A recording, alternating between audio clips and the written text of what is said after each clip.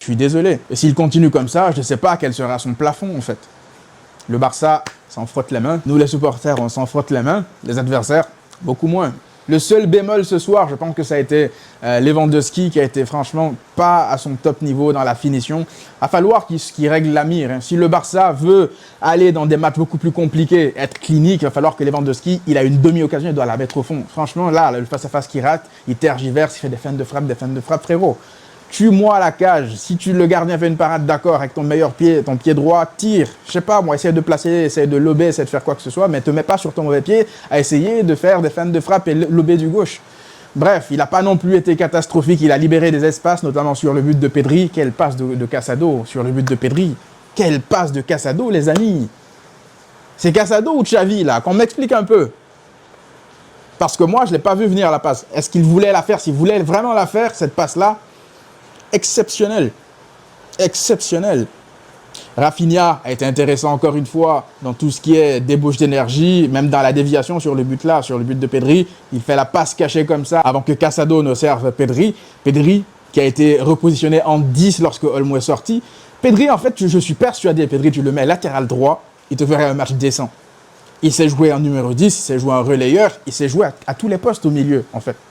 On l'a fait jouer faux ailier gauche sous Xavi au bout d'un moment. Là encore, il était bon. Ça, c'est la qualité du jeu. En fait, lorsque tu es un top joueur, peu importe où tu joues, t'es bon en fait.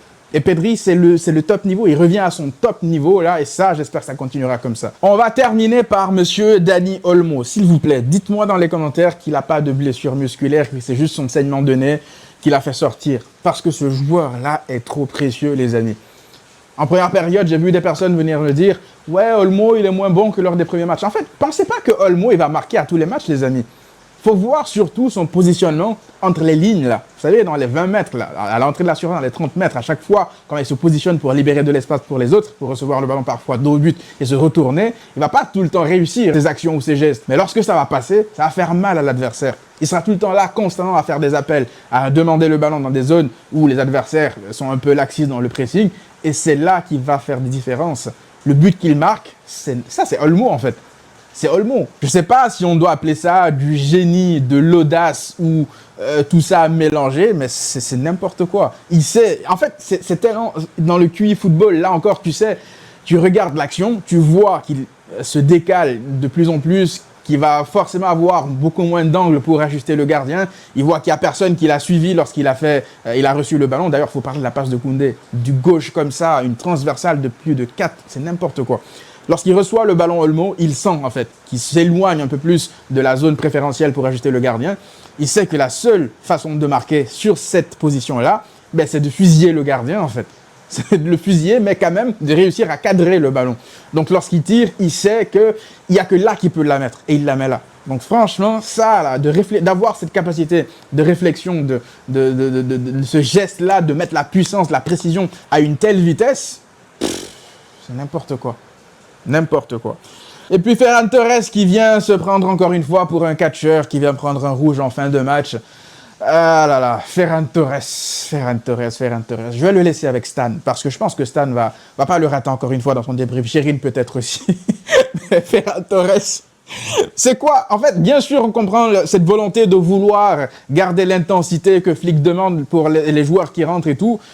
Mais ce tacle-là, je ne sais même pas pourquoi il commence à contester la décision de l'arbitre. Ça, c'est normalement rouge, et parce que 1 cm, 2 cm plus haut, il est capable de lui casser la jambe au joueur. Donc ça y est, c'est bon, doucement avec le catch, beaucoup plus de football, moins de catch, s'il te plaît, Ferran Torres, pour les prochains matchs. Bref, les amis, je pense qu'on a fait le tour. Dites-moi, vous, qu'est-ce que vous en avez pensé dans les commentaires. Je suis satisfait de ce que j'ai vu ce soir. Cette équipe continue à me rassurer petit à petit. Je vous l'ai dit, en fait, il y a beaucoup de gens qui me disent « Ouais, t'es pessimiste, je sais pas quoi. » C'est pas du pessimisme, les gars. Moi, j'attends encore, avant d'être sûr et certain que ça y est, je peux dire le Barça est de retour. J'attends encore des victoires comme ça, face à des adversaires encore plus coriaces. Parce que là, je vous l'avais dit, le Rayo, que ce soit Valladolid, Valence ou l'Athletic, c'est de bons adversaires, d'accord? Mais Girone, c'était l'adversaire au-dessus. Et là, ils m'ont rassuré dans un grand match à l'extérieur. Maintenant, il y aura un autre match contre Villarreal, là encore, qui sera un déplacement compliqué. J'attends. Déjà, il y a Monaco qui arrive, là encore, on va en parler. Mais bref, les amis, dites-moi vous, qu'est-ce que vous en avez pensé dans les commentaires. On se retrouve très rapidement. D'ici là, prenez tout soin de vous et à très vite.